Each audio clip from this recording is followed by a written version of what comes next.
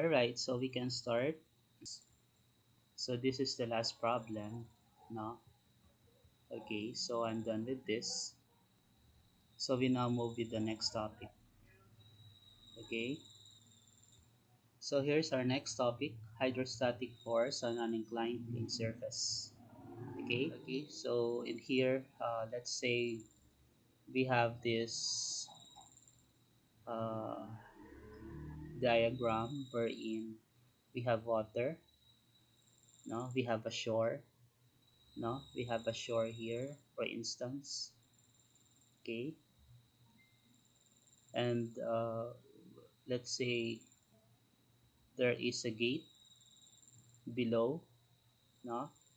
So we have a land mass here, then we have water, then we have the gate attached, no, to this land mass, no.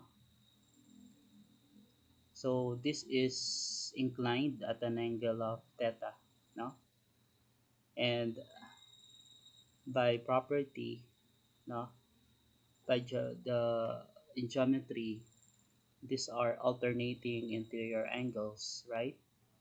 And if they are alternating interior angles, they are equal in magnitude, right? So this one and this one. So these are alternating interior angles. If I have this one, so this angle is the same as that because they are alternating angles. No? Alternating angles are equal in measure. So we have this gate. So let's say this is the front view, and how about the right side view of it? Okay, let's say it is an irregular shaped object. Okay, so etong kanyang front view, for instance, sorry, hindi pa, right side view, I mean, right side view. Okay, yun dito, naka-incline. This is an irregular shaped object. Okay, so then we consider the centroid, no? So this is the centroid of this object, okay, which is a gate. For instance, let's say this is a gate, and so this is the centroid of it. Then we have the center of pressure due to what? Due to the liquid surrounding the gate, no? So in this case, so due to the presence of the liquid, so there will be pressure in this area, okay? So there will be pressure, okay? And there will be hydrostatic force that will be created that wherein the resultant is located at the center of pressure, no, at the center of pressure of this area, no. And this is where the location of the hydrostatic force, okay. And then take note of the formula I have introduced before. It's still the same for a horizontal plane surface, no. So F equals to the unit weight of the liquid, okay, so multiplied by the distance between the free liquid surface up to the centroid of this area, multiplied by the area of this diagram, no, this this the area of this irregular shape object, no. Okay, so this is true, this formula is true if the pressure above is zero, no, the gauge pressure is zero because air is present now, no. So, and we consider the gauge pressure for air above to be zero. Okay, so that is at the free liquid surface. Now we have here the specific weight of the liquid surrounding the gate, and we have this distance, vertical distance, okay, so between the free liquid surface to the centroid of this gate, and this is the area of the irregular shape object, no? So then we have the eccentricity, okay, which is the distance between the centroid and the center of pressure, no? So we have this eccentricity, okay? There is a gap between the centroid and the center of pressure, okay? And the eccentricity can be calculated by taking the moment of inertia about the xc axis, okay? So we have the xc axis, okay? So this is the xc axis, no? So the moment of inertia about the xc axis over y sub c. So y sub c is this one, okay? So we consider this line. So this is y sub c, okay? So it's the distance. It's a diagonal distance, no? Okay? From this point up to this point, okay? Up to the centroid, okay? It's a slanted distance, no? Inclined distance. So this is y sub c. All right, so next we have the area, no? The area of this irregular shape object. Next we have here, so if we analyze the figure, so we have here y sub, we have this angle theta, no? So we are to establish relationship between these two given this angle, okay? So as you notice, they form a right triangle, isn't it? So they form a right triangle. So this is y sub 8 sub c, this is y sub c, and we have an angle, which is the angle between the free liquid surface and this land of mass, no? So in this case, with this angle is considered, so if we take the sine of that angle, okay, so recall Sokotowa, so sine is opposite over hypotenuse. So sine of theta is the opposite side over the hypotenuse. So that's why we have HC over YC. Okay? And then we have, if we, so we are interested in finding Y sub C, no, the slanted distance. So which is equals to Y H sub C over sine theta. So we can able to solve for Y sub C in terms of H sub C. Next, we have this one, this distance. Okay, this distance is y sub cp. Okay, so it's the distance, diagonal distance or slanted distance, no, or inclined distance, no, between the free liquid surface up to the center of pressure, no. So y sub c is the inclined distance between the free liquid surface up to the centroid.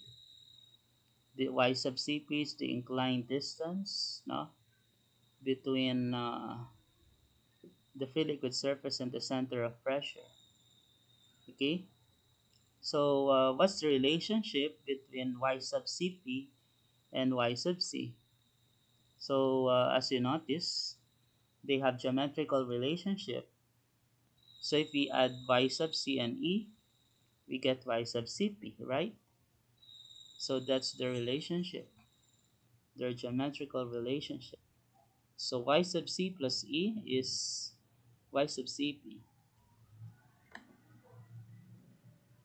Okay, so let us answer a problem with regard to this topic. So here's the problem. Okay, so number one, letter A, determine the resultant force F due to water acting on the 4 meter by 6 meter triangular area CD shown. The apex of the triangle is at C. What is the eccentricity and y sub Cp? So let us analyze. We are to determine the resultant force F. So here's the figure, and we know that the resultant force F is located at the center of pressure. No? So if this is the gate, no? So gate CD, no? So there is a triangular area. So this is the right side view of it. This is the front view, right side view. And in that case, there is the hydrostatic force, which is the resultant force acting on this triangular area. And in this case, what is that magnitude of that force? No? Acting on the 4 meter by 6 meter triangular area. So in here, the base is 4 meters, the height of the triangle is 6 meters. Okay? So the apex of the triangle is at C. So this is the apex of the triangle. This is the base of the triangle. So the apex is at C. So the apex of the triangle is at C. What is the eccentricity and y sub Cp? So aside from the magnitude of the force, of the hydrostatic force, no, we are to determine the eccentricity and y sub Cp. So this is the location of the hydrostatic force acting at the center of pressure of this triangular area. Okay, so this is the center of pressure of this triangular area, and of course this triangular area has a centroid. Okay, so the centroid of it, okay, is not at the middle. It's not at the middle. It's not one half. Okay, so the center point of this area is not at the middle. Instead, it is lower, no, lower than the middle part, no. So this is the middle part. Okay, the middle point lower than that. Okay, and I have already discussed that in my previous video recording concerning centroids of common figures, no, just like this triangle.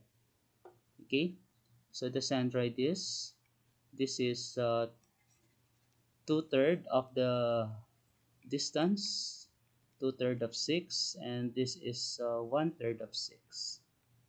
So 2/3 of 6 and 1/3 of 6 will give us 6. Okay, so 2/3 and 1/3. Okay, so that's the centroid, and this is the eccentricity of the figure. Okay, So the distance between the centroid and the center of pressure. So we consider also finding y sub cp, no?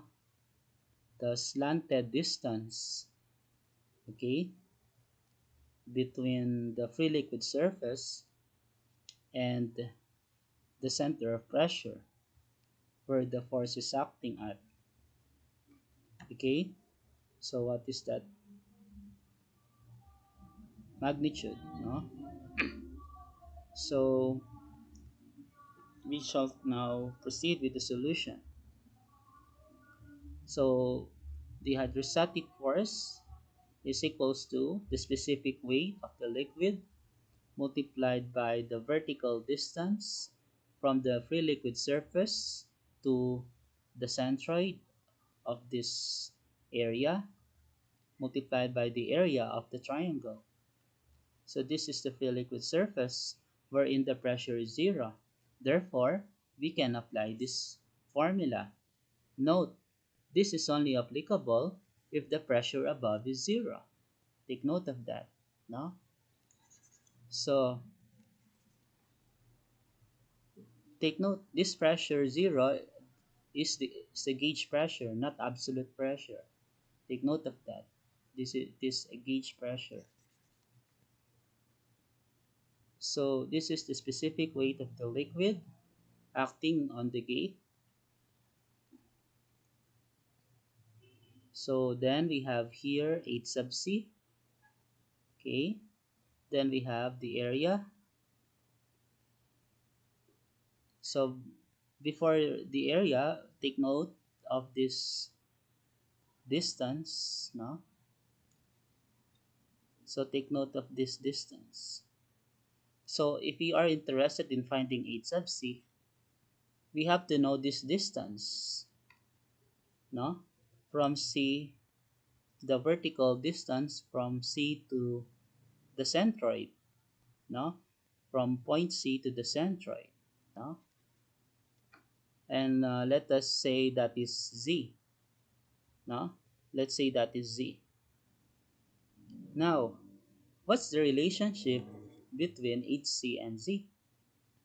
We have to construct an equation, no, so that we can able to solve for H sub C.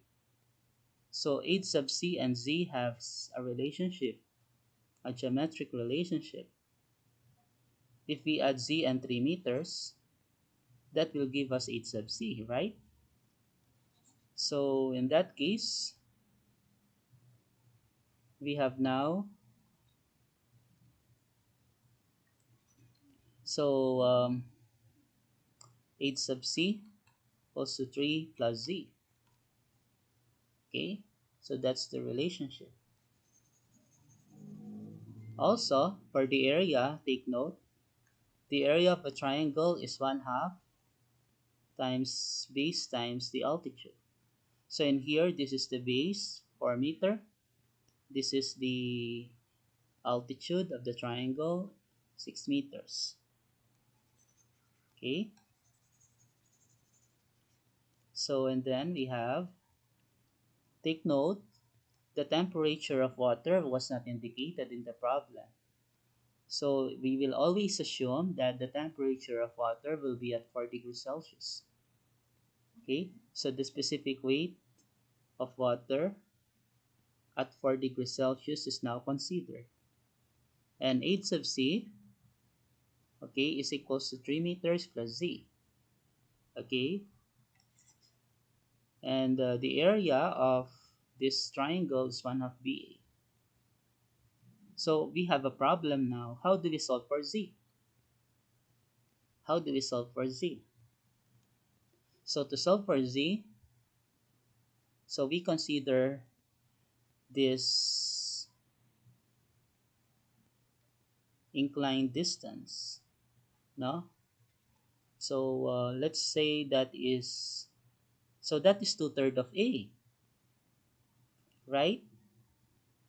This is the triangle which is inclined, and the distance from the apex down to the centroid is 2/3 of A.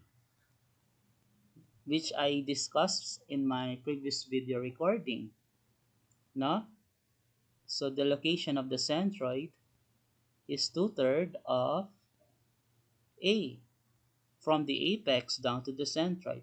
So this centroid denotes the center point of this area, of the area of the triangle. So this is the center point, and not one half A, because the center of the area is not here. It's not one half A. Instead, it's lower than that value, no? So in this case, we have here two-thirds of A, and then what do you think is this angle? So as you notice, recall it in geometry, okay? If this is the angle theta, okay, this is also angle theta, no? So they are what we call as they are corresponding angles, no? Corresponding angles. So corresponding angles are equal in measure as well, no? So that is, if this is 45 degrees, this will also be 45 degrees, no? So we have two parallel lines, and we have a line intersecting the two parallel lines. So the two angles now are equal. Okay? So recall the topic on geometry. So we have, this is now 45 degrees. So this is now our triangle. So this triangle, we have the hypotenuse. So this angle, 45 degrees. Then the hypotenuse is, or should I say the opposite side, is Z, no? So 45 degrees, we have that. Then the hypotenuse is two-thirds A. Okay? So that is two-thirds A. I hope you're not confused, no? Okay? So this is a right triangle now. I hope you can follow. So in this case, this is a right triangle, no? And we can apply SOHCAHTOA. So we can apply sine opposite over hypotenuse. So sine 45 degrees, Z over two-thirds of A. Okay? So Z now is two-thirds of A sine 45 degrees. So we have now this formula for F. The unit weight of water at 4 degrees Celsius, 3 plus Z, where Z is two-thirds A sine 45 degrees. Then the area of the triangle, 1/2 BA. So we have now the unit weight of water, 9.81 kilonewton per cubic meter at 4 degrees Celsius. Then 3 plus two-thirds of A, which is 6 meters, sine 45 degrees. So the unit of 3 is in meter, the unit of 6 is in meter. So I factored out the unit, no? So that it will be simplified. So then we have 1/2 BA, 1/2 of 4 meter times 6 meters. Okay, so this will give us an answer of 686 kilonewtons. Okay, so that's the manner on how to solve hydrostatic force on an inclined plane surface. No? So let's now proceed with the next part, which is finding the eccentricity of this area. So considering again this figure, we are to find the eccentricity. So we have already the force, the magnitude of the force of 686 kilonewtons acting at the center of pressure of the area. Okay, so we consider the formula for the eccentricity, which is IXC over YCA, no? So the moment of inertia about the XC axis all over Y sub C, the slanted distance from the free liquid surface down to the centroid multiplied by the area of the triangle. So in that case, this is Y sub C, okay? Y sub C from the free liquid surface up to the centroid of this area.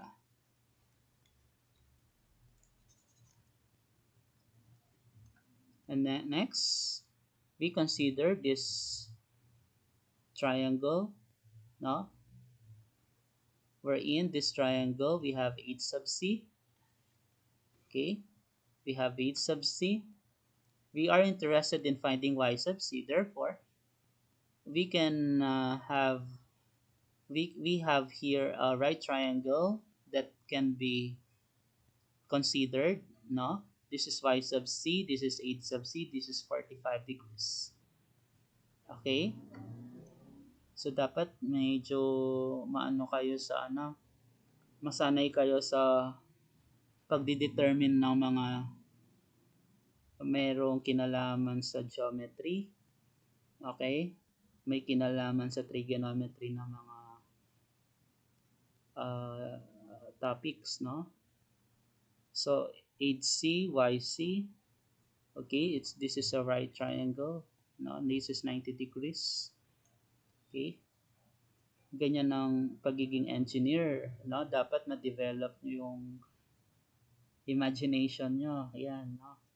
Okay. So, sine 45 degrees, no?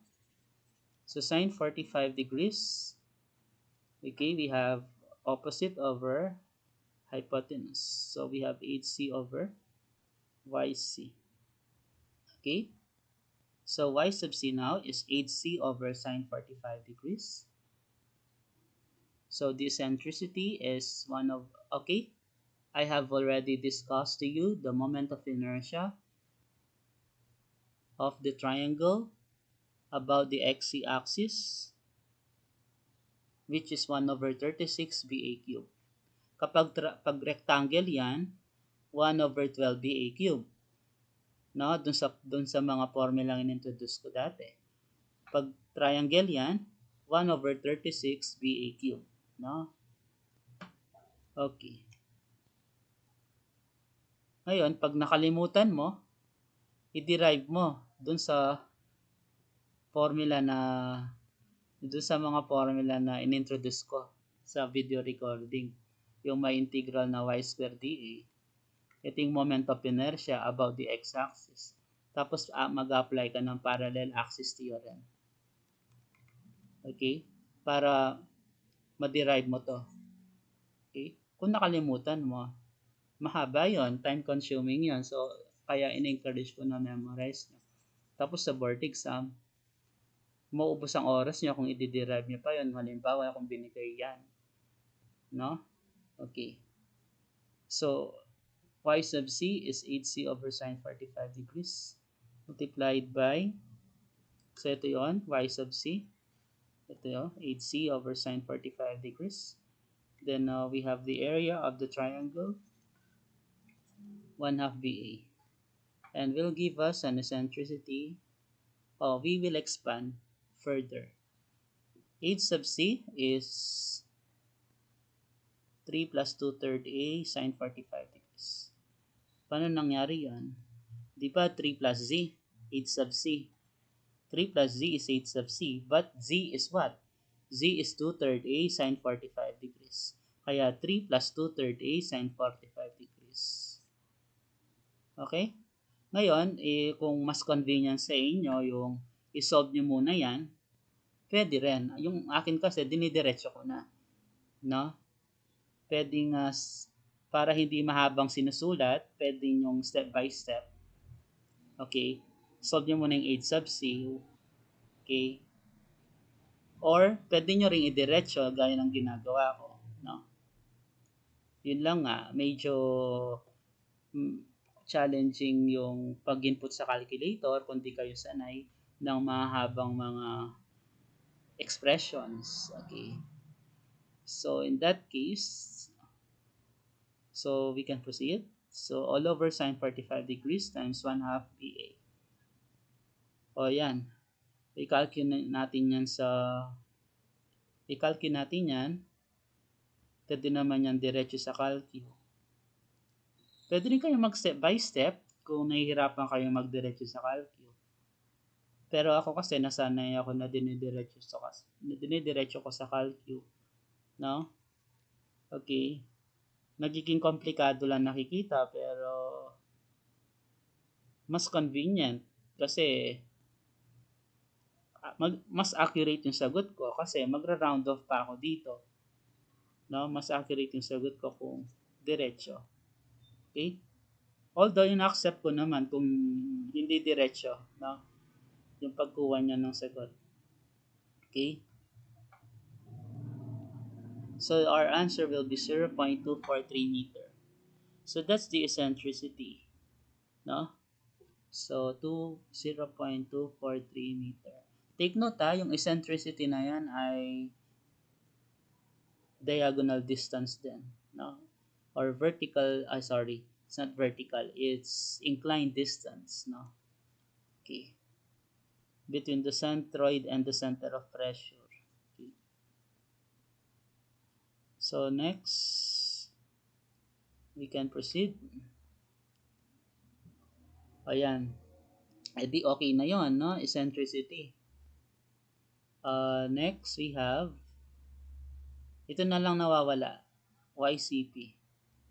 Okay na yung eccentricity, okay na yung force. Okay. So, YCP, recall, YCP is YC plus E. Diba? So, YC plus E is YCP. So, YCP is equals to YC is HC over sine 45. Ito yung nakuha natin kanina. Plus E. Okay? Ang E ay nakuha na, di ba? 0.243. So, ang YCP, ang HC ay 3 plus Z, di ba? 3 plus Z is HC. Okay? So, with that, so, tapos yung Z natin ay 2/3 A sine 45 degrees. Ayan. And then, makukuha natin sagot na 3 plus 2/3 of 6, A is 6 meters, sine 45 degrees. So, naka-meter yung 3, naka-meter din yung 6. Dahil pareho naman, i-factor out ko na lang yung unit, no? All over sine 45 degrees plus 0.243 meter. Okay? And will give us an answer of 8.49 meters. Okay? So that ends problem number 1. Okay, so number 2. So determine the magnitude and location of the total hydrostatic force acting on the 2 meter by 4 meter gauge shown. No?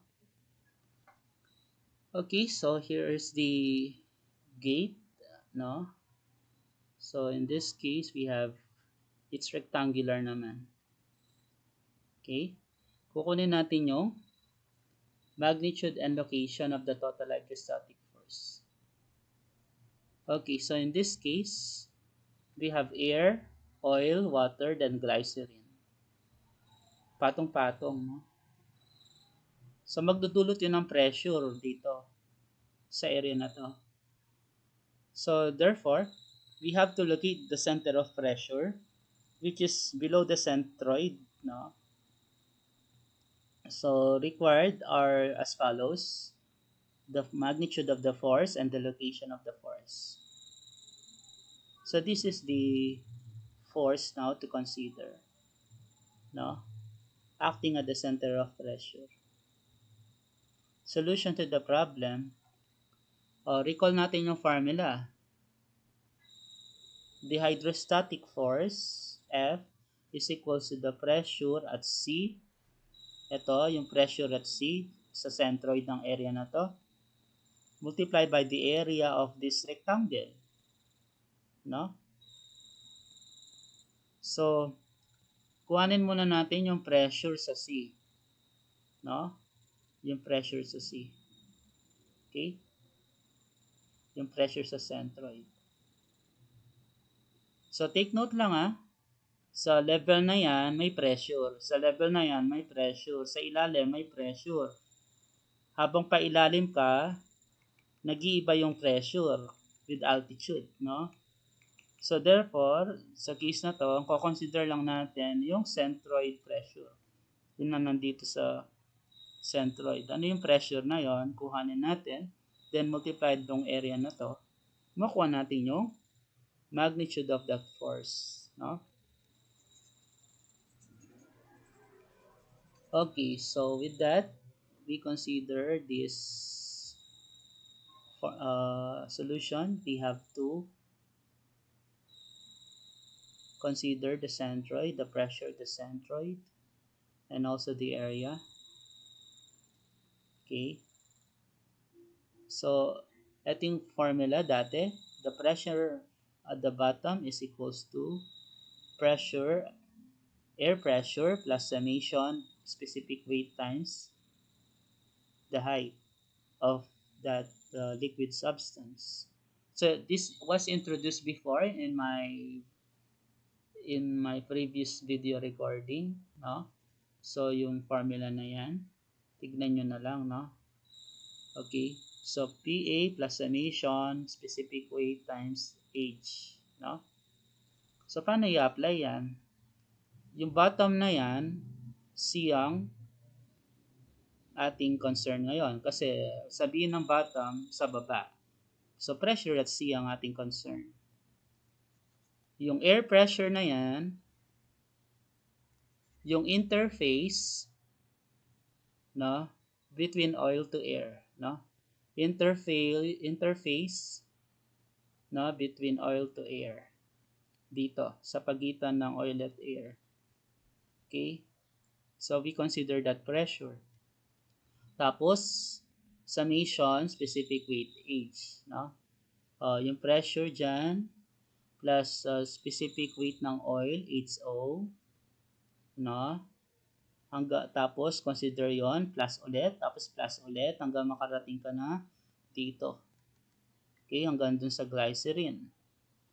Okay? So, with that, this is the pressure at the interface of water to oil.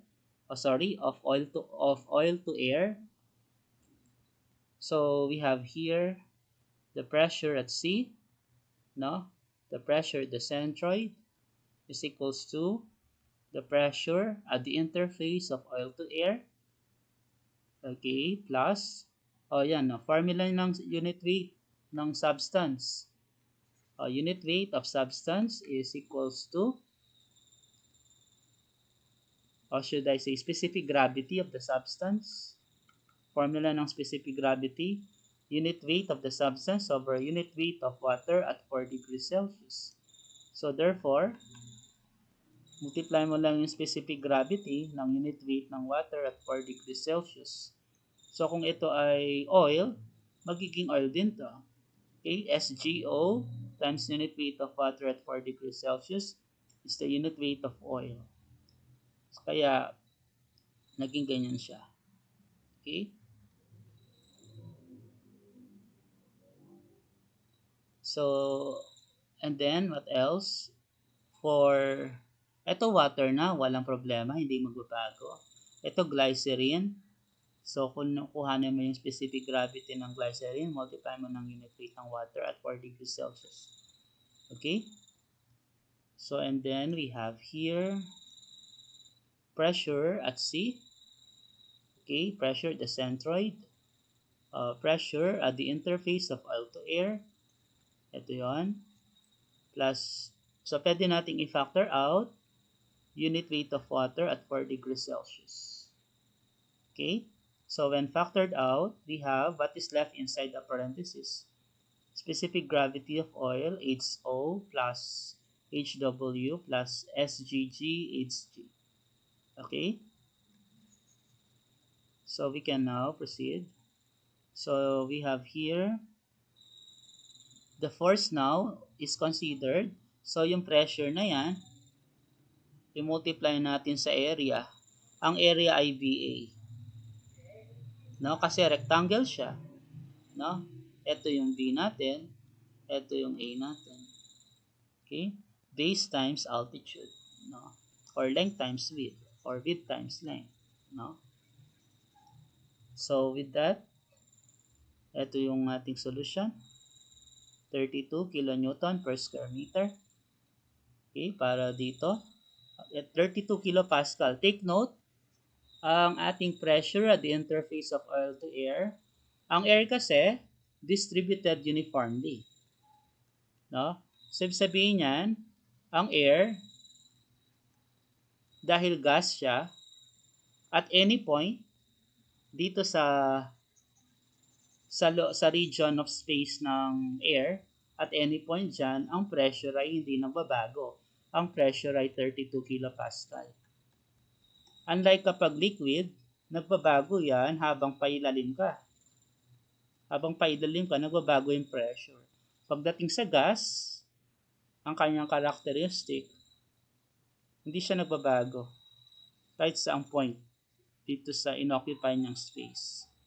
So, therefore, kung ito yung interface between oil and air, ang pressure sa pagitan niya ng oil at air ay 32 kilopascal. Okay? So, sabihin, maraming air yung na-trap dyan. Air particles. So, dahil na-trap dyan, yung air, nag-produce ng pressure na 32 kilopascal. Kung hindi kaya ng tangkin na yan, yung ganyang pressure, sasabog yung tangke. Kung hindi niya kaya yung ganyang pressure. Okay? So, we can proceed.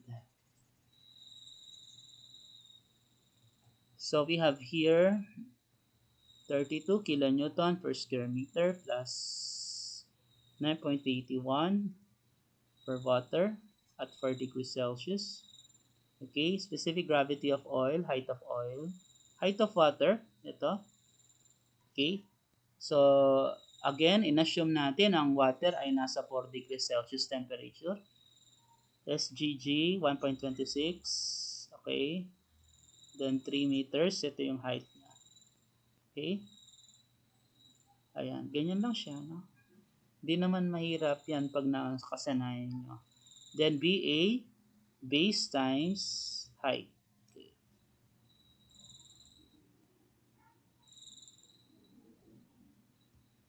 So the answer will be 733 kilonewtons. Okay? So I hope you get it, no? So take note, location naman ang hinahanap natin. After ng force, magnitude, we are to determine the location. So kung location yan, kung ito yung F natin, ito yung center of pressure. So ilo-locate natin. So sabihin, magme-measure tayo ng distance, no? Patungo dun sa center of pressure. So ang aking reference ngayon ay from the bottom of the gate. From the bottom of the gate. So susolve ko yung Z na yan. No? Susolve ko yung Z na yan. So that is my concern now. So para ma-solve natin yung Z, consider natin yung eccentricity ng area na to. Okay? Eccentricity. At anong kinalaman ng Z at E? Anong relationship nila? Actually, yung distance na yan, no? Dahil rectangle yan, ang centroid niya ay A over 2, A over 2. Kasi rectangle. No? Center point ng area na yan, A over 2, A over 2. Okay? So therefore, ang A over 2 na yan equals Z plus E. No? Z is equals to A over 2 minus E ngayon. Kasi total distance minus E equals Z. No? I hope naka-follow kayo. Next, we have A over 2 minus the moment of inertia, yung formula ng E, the moment of inertia about the x-axis over y sub c times area. O kaya lang problema yung y sub c. Kasi yung y sub c, makukuha mo yan kung homogeneous yung ating liquid. Kaya lang patong-patong eh. Paano natin makukuha yung y sub c kung patong-patong? Meron tayong alternative solution dyan. Yan. Okay? So, ito yung nakuha natin. So, concern natin y sub c. Paano natin kukuha na yung y sub c kung hindi naman puro glycerin yung nandito? No? Paano mo kukuha na yung distance dito na y sub c? Okay? Yung naka-incline na distance. Okay.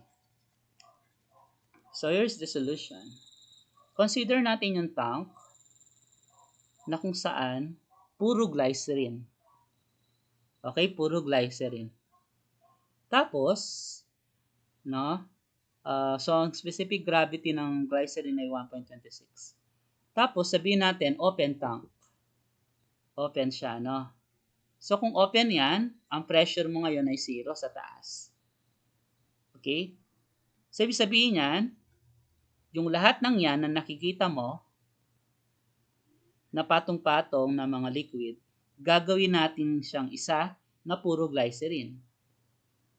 No? Ita-transform natin siyang isang homogeneous liquid, which is glycerin. Okay? So, with that, na kung saan, ang pressure na nag-a-act na meron sa centroid ay siya rin yung pressure na nandito sa centroid ng gate na nandito. So, ito yung ating gate. Okay? So, ito yung kanyang centroid. So, yung pressure dito, siya rin yung pressure doon. Okay? So, yung patong-patong na yan, magdudulot yun ng pressure sa C. Nakatumbas ay puro glycerin na magdudulot din ng pressure sa C. Okay? So, with that, dahil homogeneous yung ating liquid, masosolve natin yung y sub c. Kasi pressure mo dito ay 0. Okay? So, kukunin natin yan. So, with that, this is the free liquid surface of glycerin wherein the pressure above is 0 because it is an open tank. So this is